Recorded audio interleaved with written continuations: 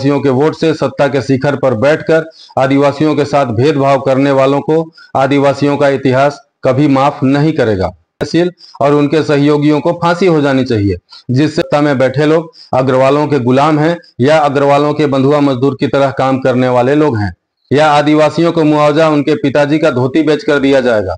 सरकार मेहनत मजदूरी कर सामान्य जीवन जीने वाले, लकड़ा का चटनी और बोरेबासी खाने वाले आदिवासियों को आने वाले दिन क्या लाएंगे, या तो समान मुआवजा की जीत या फिर जातिगत जंगल राज की हार। कि मैं कलयुग का अभिमन्यु हूँ, चक्रव्यूह के बीच में नहीं मारा जाऊंगा। भाजपा सरकार की इस चक्रव्यूह में आदिवासियों सहित अन्य समाज के लोगों के लिए अग्रवालों की बराबरी में मुआवजा का मांग करना आपत्तिजनक कैसे हो गया, इसका जवाब तो अग्रवाल समाज को देना ही होगा। समाज के राजा मतलब अग्रवाल लोग बौखला गए। अग्रवाल समाज, विष्णुदेव सरकार, भाजपा संगठन और प्रशासन, आखिर आदिवासियों के लिए समानता की बात पर अग्रवाल समाज को इतनी मिर्ची क्यों लगी? क्या सुहाग रात वाली विधवा हो जिसको अब जबरदस्ती सती होने के लिए ले जाया जा रहा है? उन अग्रवाल समाज के लोगों को 50 लाख का मुआवजा मिल सकता है तो इन आदिवासियों, यादवों, प्रजापतियों को क्यों नहीं? वाह, क्या राजा भोज का दरबार है जहां गरीबों को भिक्षा देकर तसल्ली हो जाती है। नमस्कार, मैं हूं अमित। जसपुर जिले में गणेश विसर्जन का उत्सव, जो भगवान गणेश की विदाई का प्रतीक था, वह मौत की सैर में बदल गया। 2 सितंबर की रात बगीचा के जुरू डांड गांव में एक तेज रफ्तार बुलेरो ने जुलूस को कुचल दिया, जिसमें आदिवासी युवक समेत 5 लोगों की दुखद मृत्यु हो गई। 22 से ज्यादा लोग घायल हुए, लेकिन सरकार ने प्रशासनिक लापरवाही को नजरअंदाज करते हुए मुआवजे के नाम पर 5 लाख का प्यार बरसाया, मानो आदिवासियों की जान 5 लाख वाली सस्ती मूर्ति हो। 2021 में पत्थलगांव हिट एंड रन मामले में विकास अग्रवाल नामक युवक के मौत के बाद सड़क पर छाती पीट पीट कर विधवा विलाप करने एवं व्यापक प्रदर्शन कर अग्रवाल समाज के पीड़ित परिवार को 50 लाख रुपए की मुआवजा दिलाने वाले भाजपा नेताओं ने गिरगिट से भी ज्यादा तेजी से रंग बदलते हुए Juru Dand hit and run मामले में आदिवासी, यादव एवं प्रजापति समाज के मृतकों को 5-5 लाख और घायलों को 50,000 रुपए मुआवजे की घोषणा कर दी। वाह, क्या राजा भोज का दरबार है जहां गरीबों को भिक्षा देकर तसल्ली हो जाती है। हालांकि भाजपा नेताओं के रंग बदलने की फुर्ती को देखकर गिरगिट समाज में दहशत का माहौल है। कई गिरगिटों के आंख से आंसू रुक नहीं रहे हैं।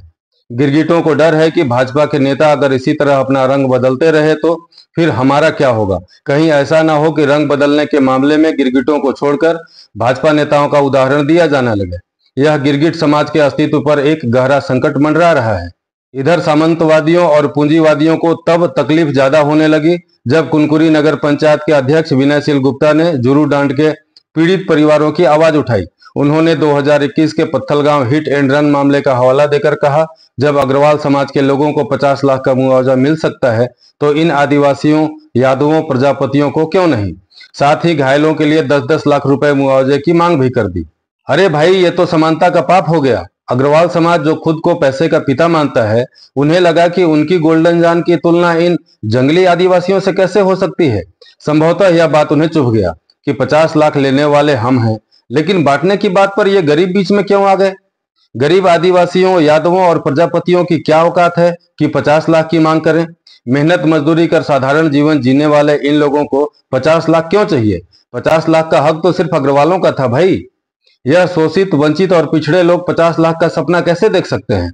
और अगर देख सकते हैं तो इन आंखों को फोड़ देनी चाहिए, या जो लोग इन्हें ऐसे सपने दिखाएं उन्हें फांसी हो जानी चाहिए।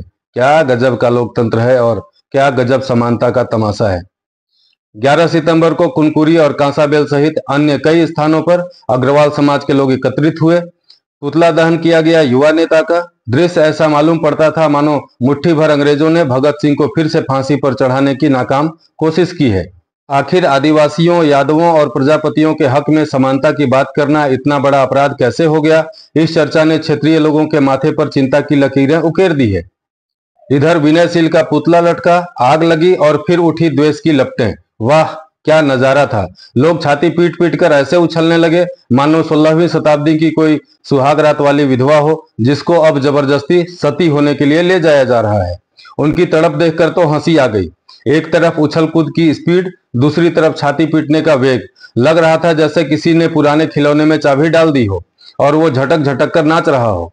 क्षेत्रीय लोगों में यह चर्चा है कि पुतला दहन सरकार के इशारे पर हुआ है, इसलिए मुख्यमंत्री जी के सामने नंबर बढ़ाने के लिए इन अग्रवाल समाज के लोगों ने उछल उछल कर फूहड़ नृत्य किया है, ताकि मुख्यमंत्री जी की नजर इनके ऊपर जल्दी से पड़ जाए।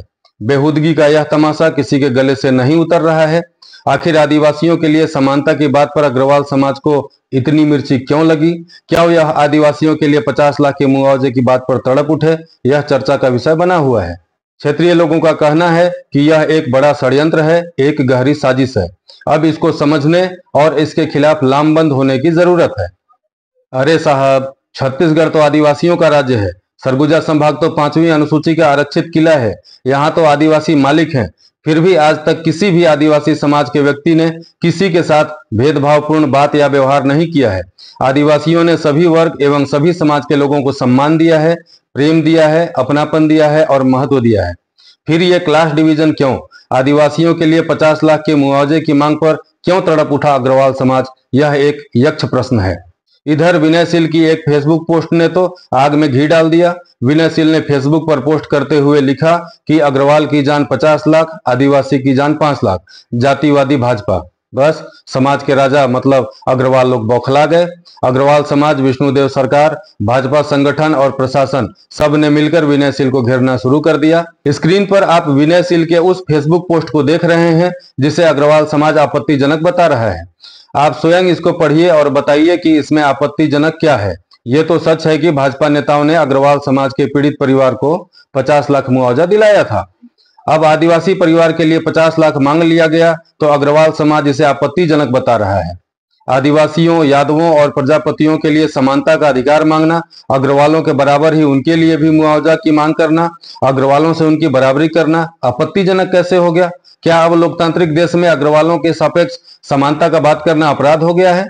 आदिवासियों सहित अन्य समाज के लोगों के लिए अग्रवालों की बराबरी में मुआवजा का मांग करना आपत्तिजनक कैसे हो गया? इसका जवाब तो अग्रवाल समाज को देना ही होगा।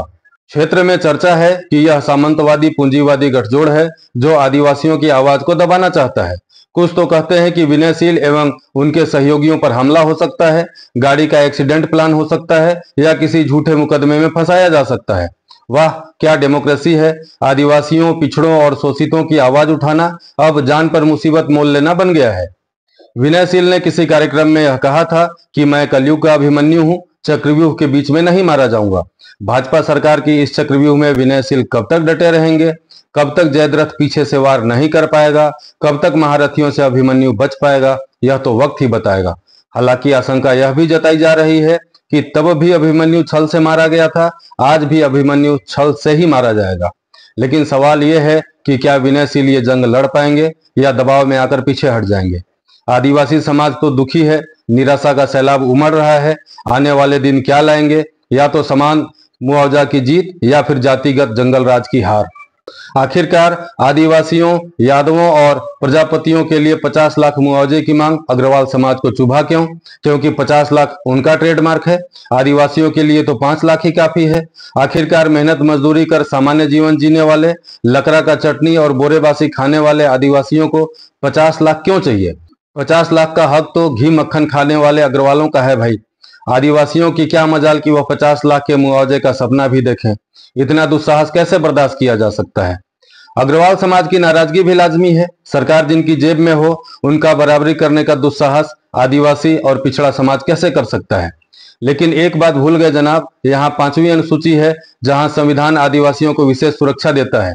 विनयशील की मांग तो सिर्फ समानता की है, लेकिन अग्रवाल समाज ऐसे तड़प रहा है मानो मुआवजा उनके बैंक बैलेंस से कटता हो या आदिवासियों को मुआवजा उनके पिताजी का धोती बेच कर दिया जाएगा।